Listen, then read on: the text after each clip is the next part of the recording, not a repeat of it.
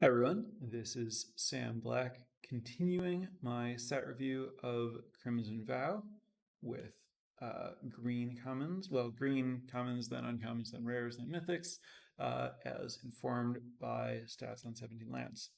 So, green, I see the, I've looked at the stats a few days ago, and I see that green's order has changed considerably from its first results. There was a time when Snarling Wolf had the highest game in hand win rate of any green card. Now that I see how low it is, I really hope that that was just someone literally lying to us in 17 lands, just manually editing the stats to make it look like Snarling Wolf was the best common for a day, just to like trick people because of all the press about like, oh, it's a joke that Snarling Wolf's reprinted or whatever. Anyway, going back to the current stats, I'm a little bit happy to see that Flourishing Hunter is the top green common. Happy to see this just because of a Twitter exchange that I had where I said that this looked more Ravenous Lindworm than Honey Mammoth to me. Obviously, those are both 6 mana 6/6s that gain life. Specifically, they both gain 4 life in different sets. Ravenous Lindworm was a very, very good card in Kaldheim Limited, where Honey Mammoth was a pretty mediocre card in Ikoria Limited. So the idea is that this kind of card is going to function differently depending on context. And my personal theory there was mostly that I think Kaldheim was a more normal set than Ikoria, and I think that in most limited sets, 6 mana 6/6 gain 4 life is going to be pretty good, and Ikoria was the like Honey Mammoth not being very good was the exception. Flourishing Hunter is pretty similar to those cards, so I thought it would be pretty good here. There are some other factors, but that's the basic idea. Anyway, Flourishing Hunter is currently the top performing green common. I don't necessarily expect that to hold just because there are a bunch that are very, very close. Anyway, Flourishing Hunter. I don't think so. With Ravenous Lindworm in Kaldheim, I felt like you basically just like wanted it in roughly every green deck, even if you were like kind of trying to be aggressive, because it was just that good. I do think that the aggressive green decks, which do exist, don't always want Flourishing Hunter. But I think that it's very good for the more mid-range and controlling green decks, especially green blue and green black. Wolf Strike, not terribly surprised to see this one near the top, and also would completely expect it to be the common that is drafted earliest of the green commons, which it is. Yeah. I will say that, I think that it's like negligibly overrated based on, it's only the second best, the green common with the second highest win rate, but it's taken highest. I think that this is, fine. I personally probably drafted a little bit too late. Other people on average drafted a little bit too early. Hookhand, I'm a little bit surprised to see Hookhand Mariner ahead of Weaver of Blossoms. I don't know if that's about Weaver of Blossoms. Like, I think that in most cases, you don't want to splash. And I wonder if Weaver of Blossoms is getting pulled down by being played in decks that splash or encouraging people to splash. I think Weaver of Blossoms seems like overall a more powerful card than Mariner, but could be wrong about that. Obviously 2/3 mana creature is just a very, very different card than 4/4 for 4. So Not a particularly great or easy direct comparison. Anyway, 4/4/4 with upside is pretty good. This card does well. Weaver Blossoms. I like Spore Crawler. Also, this is pretty good. Nice. Primarily good defensively. It's really annoying to try to attack into this card because you really don't want to trade your creature to like let them draw a card. Massive Might. This is an appreciable step down from Spore Crawler. Like some of these have numbers that are very, very close to each other. Here we're losing 0.7%. This is a pretty good trick, but you'd rather have a solid creature than a pretty good trick most of the time. Witch's Web, just a little bit behind Massive Might. They're pretty different tricks. I think Massive Might's better most of the time that you want to trick, but the gap is small. Rural Recruit. Training underperforms, making 2 bodies is pretty good. I've been happiest with this card when I'm trying to exploit the 1/1, and then I'm just like happy to have a 3/1. Sporeback Wolf, I've been happy with this card when I have Wolf Matters stuff, and I'm looking for 2-drops, and there's a very high correlation between looking for 2-drops and having Wolf Matters stuff. I think this is a fine 2-drop. I also have felt like in my green decks, I have pretty good late game, and I've wanted more 2-drops than I have.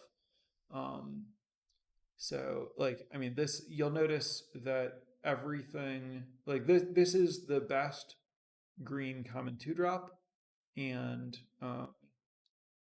so that means that I'm going to draft it a little bit more aggressively, just out of curve considerations. I think that you should probably be drafting Sporeback Wolf over Rural Recruit, even if so they have the same game in hand win. Basically, Web, Recruit, and Sporeback Wolf all have basically the same game in hand win rate. And I think that Sporeback Wolf is the highest priority of these because you just want 2-drops more than you need mediocre tricks or additional 4-drops. You want to get Hookhand Mariners to be your 4s that you'll use over Recruit, and then you want Sporeback Wolf to be a 2. Snarling Wolf is actively very good in Wolf aggro. You don't want it in most green decks that are trying to block because it doesn't play well defensively. Apprentice Sharpshooter is fine if you're looking for a way to block flyers, or if you are, for whatever reason, really good at doing the training. This is a pretty good training creature because it has ideal training stats, which is to say enough toughness that it can afford to attack and enough power that it's usually going to pump. It's in this awkward space where the 2 things that it wants to do are completely non-overlapping. Your reach creature that is clearly here to block doesn't want to have to attack to get big, but it does give you some options with the card. Dawnheart Disciple, fine aggressive 2-drop in an aggressive humans deck, wants to enable training. All the training stuff underperforms. This thing kind of struggles. Green-white's not very good because it's about training. All the training stuff underperforms, etc.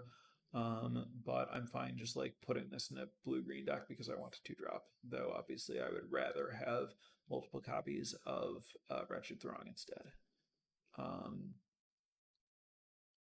Moldgraph Millipede. I think that this card is pretty good in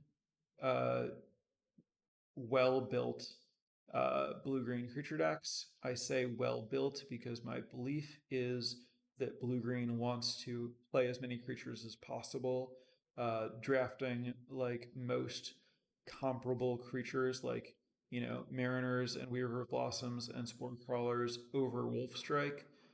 Taking Wolfstrike when there aren't good creatures with it, but always taking a good creature over Wolfstrike and not really worrying about whether you end up with a removal spell or not, to make sure that you're playing 18 plus creatures so that your millipedes and other things that are milling creatures are milling a lot of creatures, and just in general, you are good at enabling these cards and doing all of your stuff that counts creatures.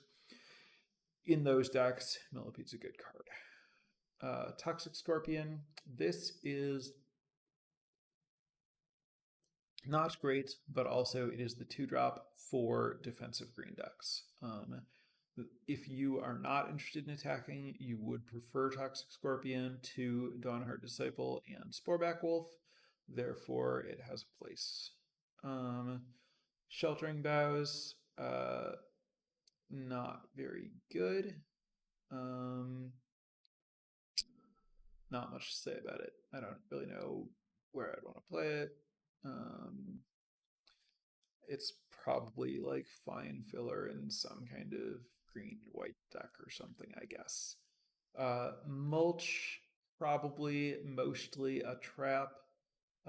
There might be some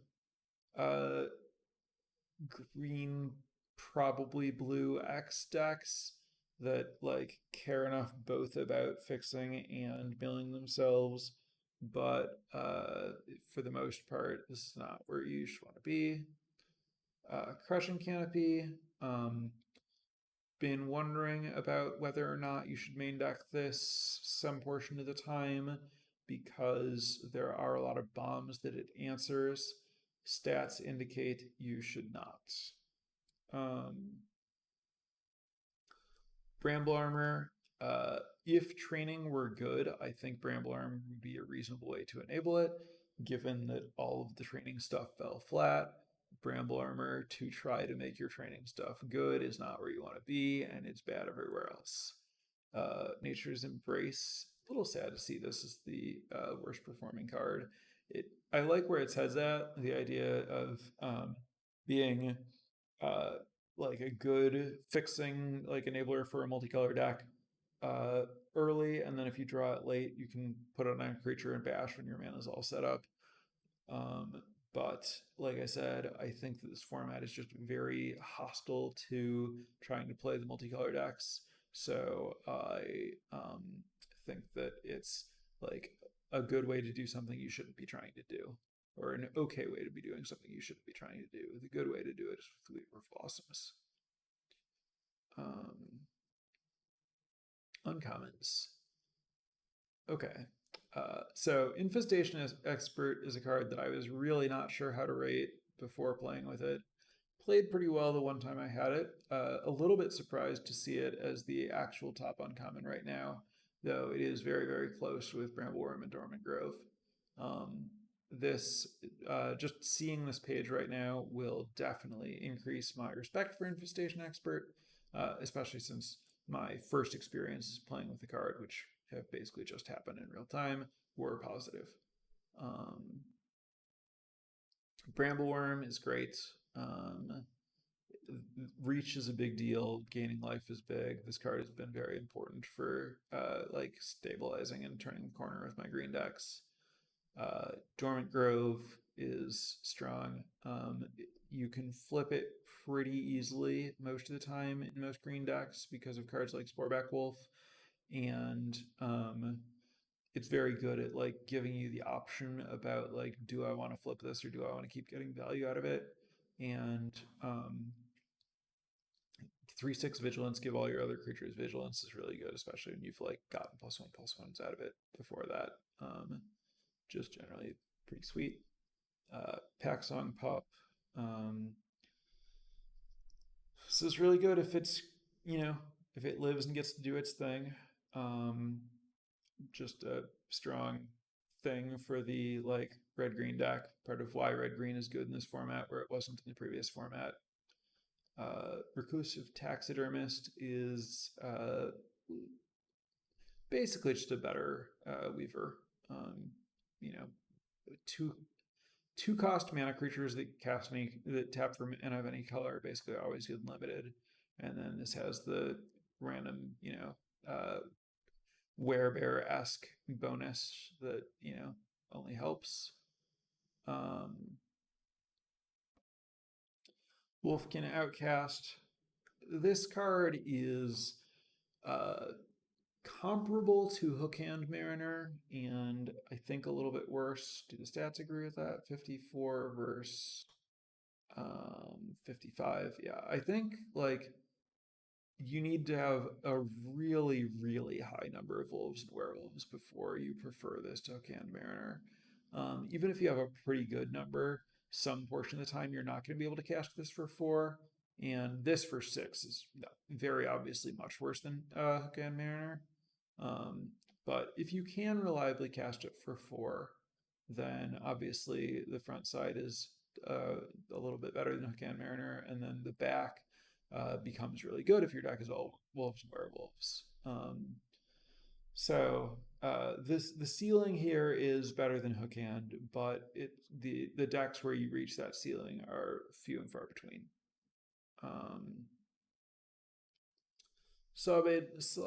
Saw Blade Slinger. This was one that was like kind of hard to evaluate.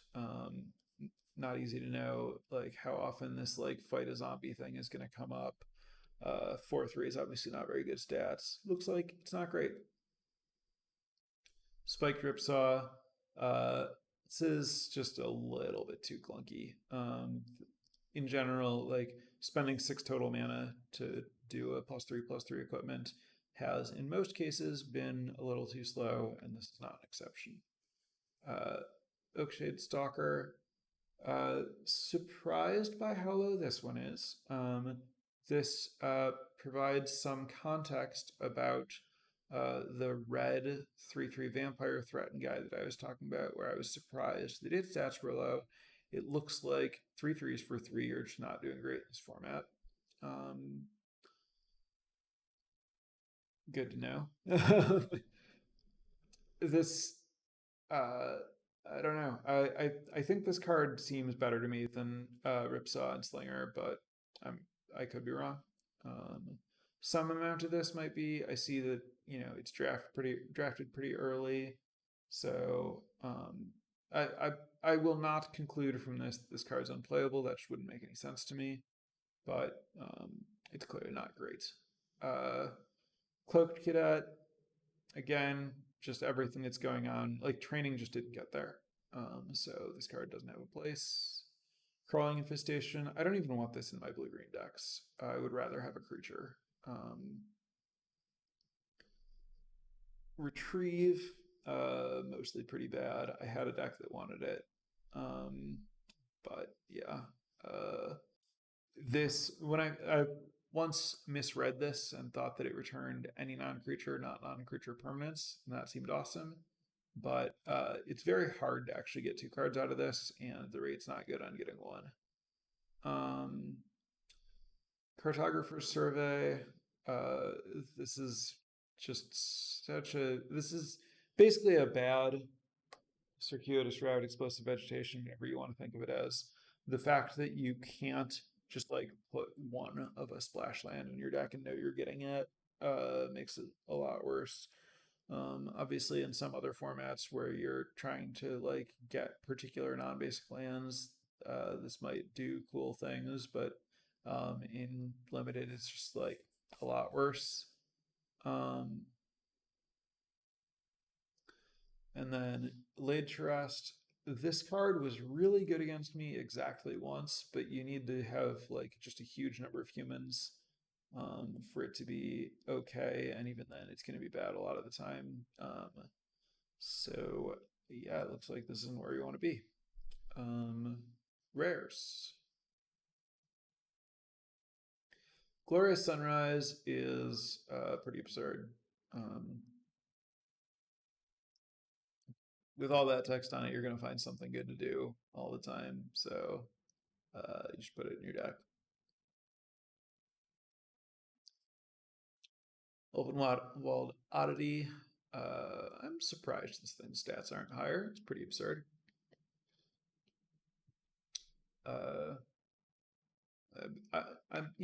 This is a, like, I guess this isn't as big a bomb as some bombs, but it's a bomb.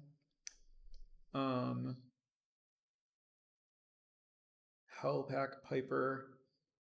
I don't know exactly what this does. It looks like I would expect it to be a little bit worse than it is. Is the back great?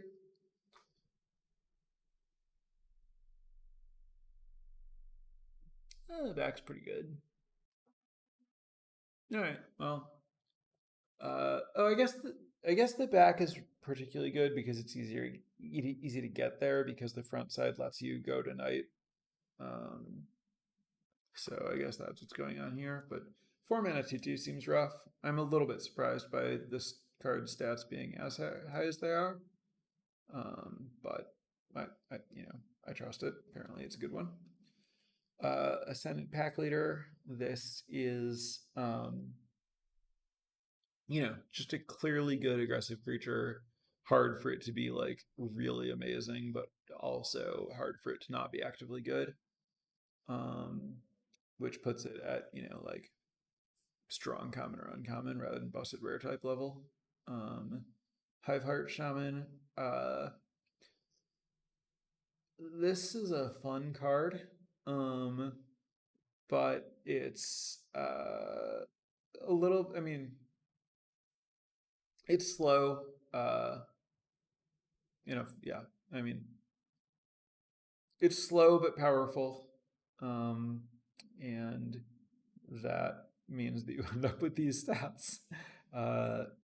I do think that you probably, if you have this and you're a 2-color deck, I think most of the time you should put a random off-color land in your deck for this thing, because being able to like get a land the first time you attack to help you get to 6 and then making 4/4s instead of 3/3s is a pretty big deal. Howling Moon. This is powerful if you like really get there, but you shouldn't play it if you don't really get there. Hamlet Vanguard, same thing. This thing is really strong if you have a lot of humans, but because so many of the humans are these training cards that are bad, Hamlet Vanguard ends up being more awkward than I would have expected, and I think that you should think of it more like the zombie mythic that copies zombies, where it's like hard to end up in a deck that can utilize it. So you kind of need to like have a reason to know it's open rather than just like taking it speculatively. And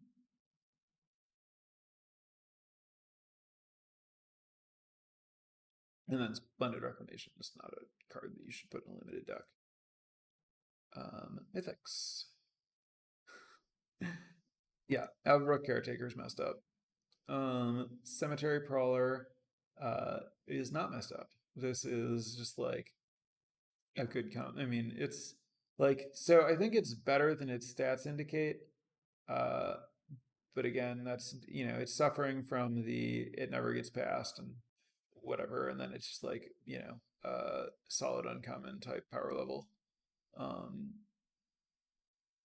But play this, but don't necessarily first pick it over everything or whatever.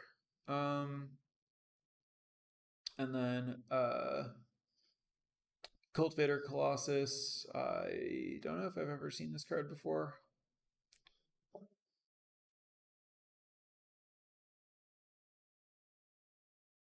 Oh, this thing. Okay, I've seen this. Not in limited. It looks like it's a 7/7 trample for 7 with relatively minimal additional text. It's not surprising that its win rate is what it says it is.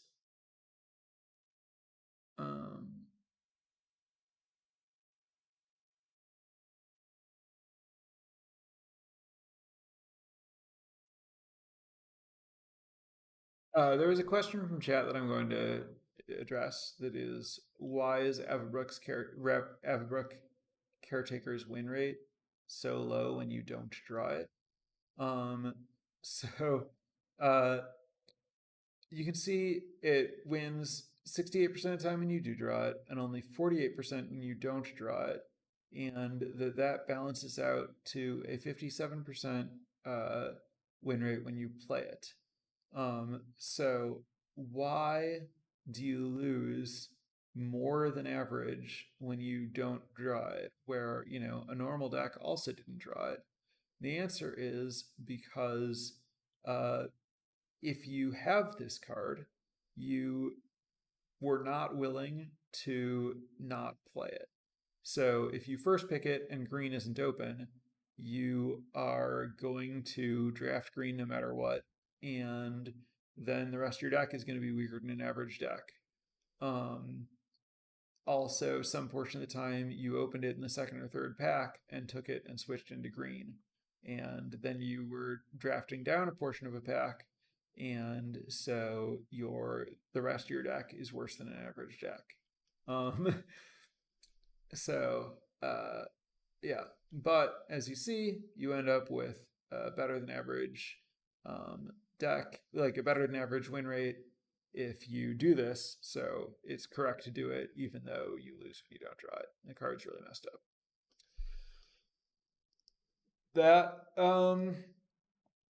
That covers our green view. So now we are going to move on to multicolor. So I believe that this is going to all be one video. Yeah, this is just, I'm gonna continue straight on. If you're watching this on YouTube or whatever, we're gonna go straight. This is gonna be green and multicolor. So on to multicolor. Starting with, there are no multicolor commons. Uncommons. All right. Blood Tithe Harvester has moved down a little bit from where it once was. But it is still the best uncommon overall by a considerable margin. If we remove this multicolor filter, we see that it is more than 3% over a Parasitic Grasp, which is currently the second best uncommon. So Blood Tithe Harvester is, kind of in a class by itself. It's the mythic uncommon in the set.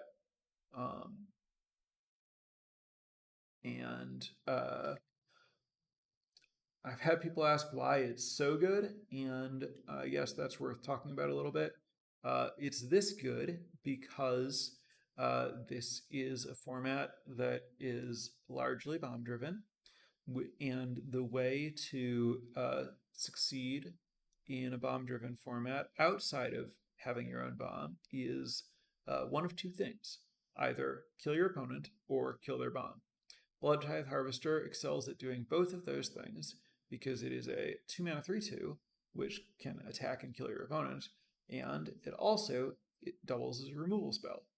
By itself, it can only kill 2/2s, which does not describe most bombs, but it's very easy in red and black to make more blood and let this kill basically anything. So it is very well positioned. Brinecomer is the next best uncommon gold card, and I'm not very surprised by this. It has played really well for and against me. I think blue-white's really good. I think it seems a little bit low impact.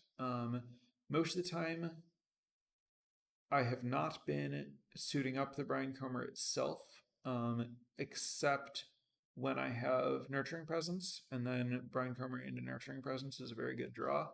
But more what happens is the Brinecomer makes a spirit, and then when the Brinecomer dies, you immediately get another spirit, and then you can end up like further suiting up the thing that you've put the Brinecomer on to get more spirits. It's that all of that together is just quite good. Next up, Wanderingmind. This thing is also great. I've messed with it and I was very sad about it, but 2/1 flyer that finds a good card is a lot better than like 2/1 flyer that draws a card, and 2/1 flyer that draws a card is pretty good. Like, even though this can miss, it's much stronger than 2/1 flyer draw a card, because it's not drawing a land and it is, often giving you some choice about what you're getting.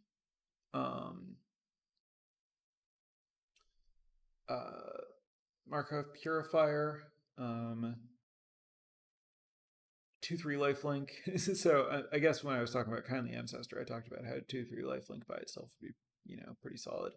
And then this gives you a pretty strong card advantage engine. It solves its own puzzle a little bit, but very much not completely. Like, this does let you gain life, but a large portion of the time, if you're not going to be able to have this survive combat to gain life to trigger itself. So you definitely do want to prioritize other more reliable ways of gaining life to be able to keep triggering this. Skull Scab is fine with a little bit of other exploit stuff and amazing with a lot of exploit stuff. I have done some really crazy things when I've drawn two of these together. A bit of advice that I gave on my podcast about Blue Black that I'll reiterate here. If you are playing an exploit deck and you play Skull Scab on turn 2, it can function as it's basically a Doom Dissenter by itself, right? Like if you were to sacrifice it, you would get a 2/2 zombie and you spent 2 mana, and that's the same situation that you have with Doom Dissenter. However, in that spot, you should probably not sacrifice the Skull Scab and instead sacrifice the exploit creature that you just played, so that you still get its trigger and you still get a zombie, but you keep your Skull Scab for future exploit creatures, so that you can get more zombies from them as well. So little thing that I've missed myself and seen some people miss that is definitely worth keeping in mind. Vile Spawn Spider. I think that this card has an artificially low win rate because people don't commit to it properly. I expect that my Vile Spawn Spiders will have higher win rates than this after adjusting for my win rate overall, because when I play Vile Spawn Spider, I expect to have at least 18 creatures in my deck, and a deck that's just built to use it very well. And my experience with this card has been extremely good.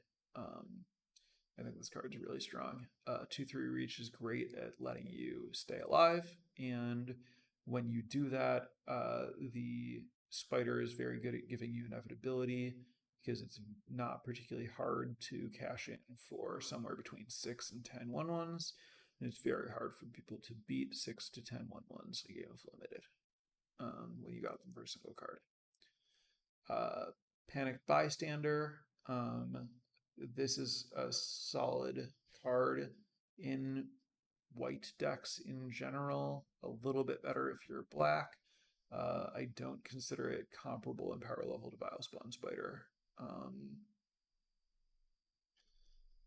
Child of the Pack.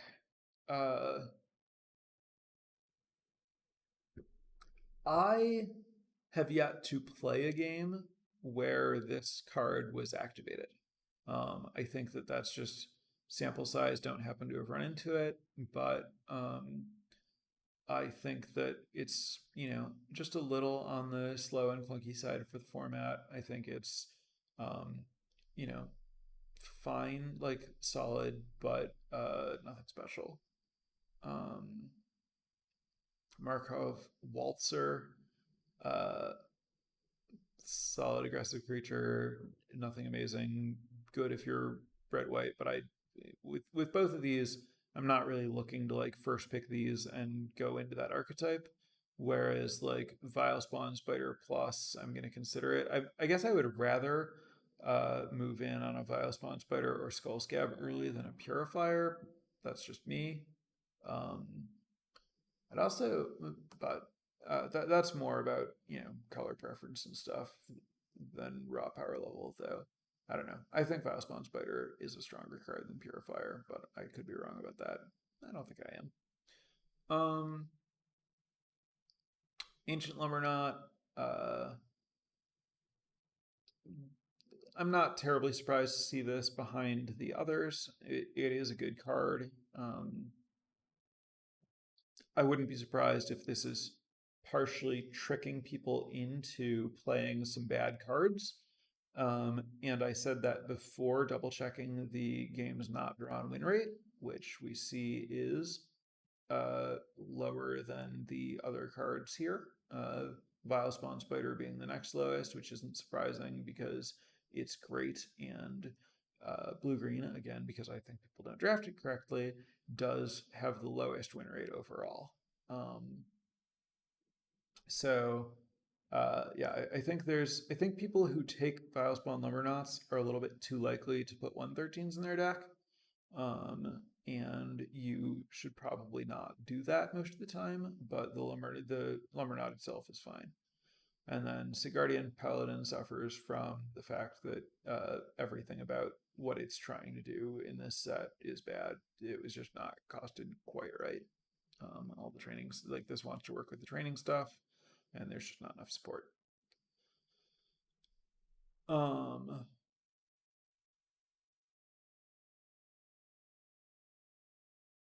All right, on to rares.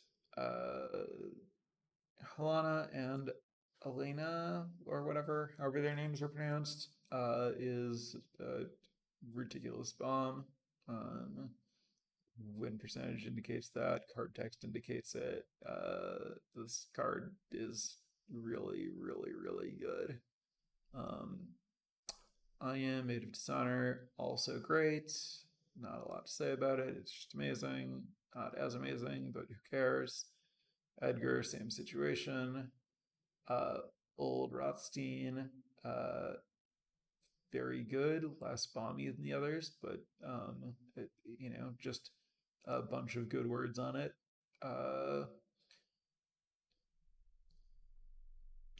Tauren's Fist of the Angels. This is in that awkward is a green-white card that wants to do green-white things space, but it does it well enough by itself that you get away with it. It's a good card, but it's going to be like a little bit hard to have the deck come together properly. Lantern Flare. This is just a solid removal spell basically. I think that you should often put a mountain in your deck if you're playing this in like a deck that is white and not red.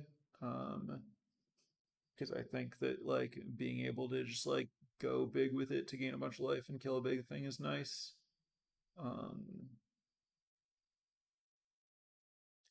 Iruth, Tormented Prophet. This is a strong card. Take its win rate with a grain of salt because it's been pretty badly bugged on Arena. I don't know if it still is or how long it was bugged for, but I know that it was letting people play a bunch of cards that it shouldn't be letting them play. Path of Peril. This is another one where like the card is pretty good. If I am playing it in a black deck that isn't white, I'm gonna make sure I have at least one plains in my deck. Just to like potentially be able to cast the Wrath. I'm not gonna worry about lands. They're lands, whatever.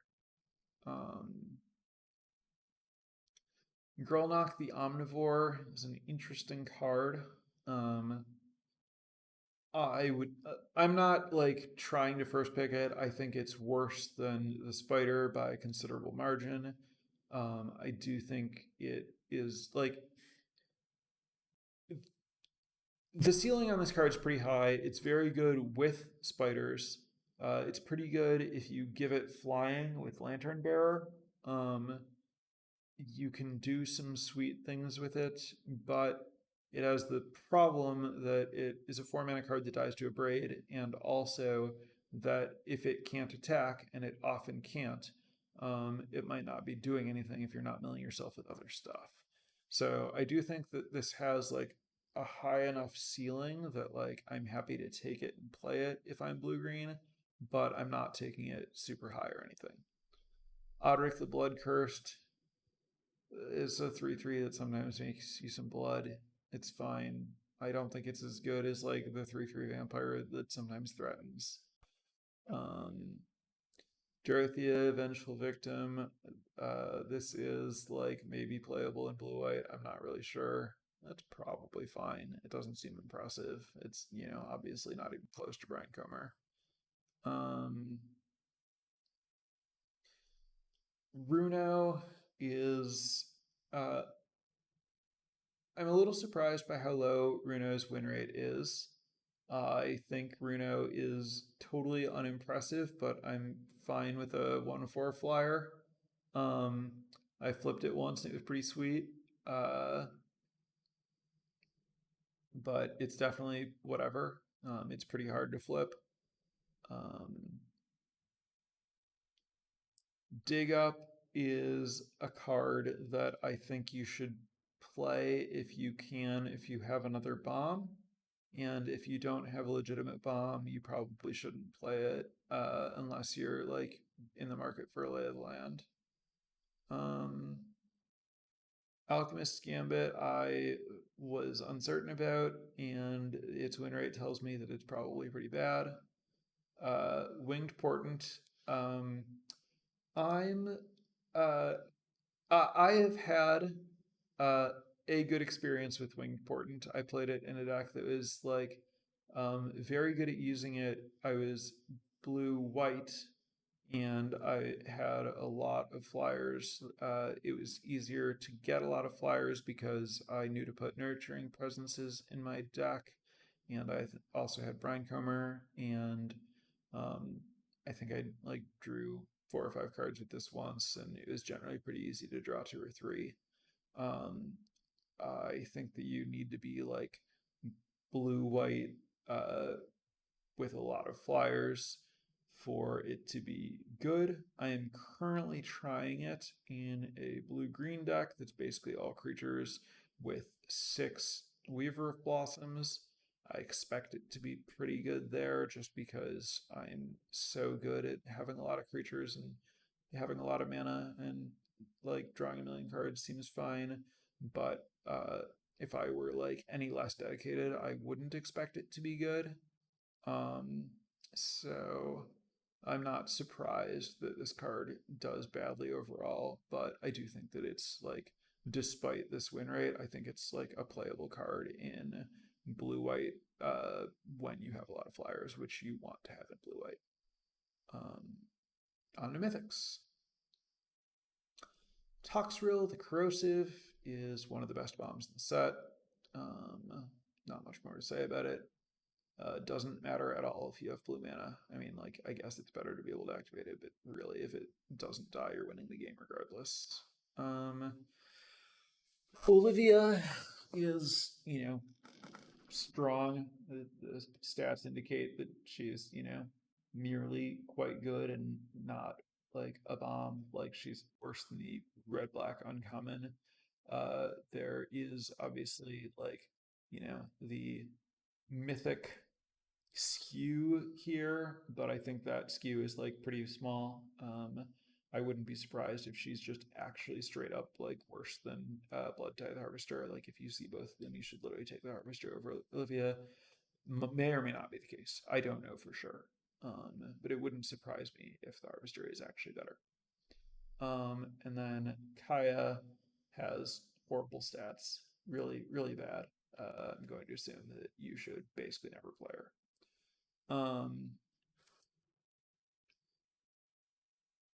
And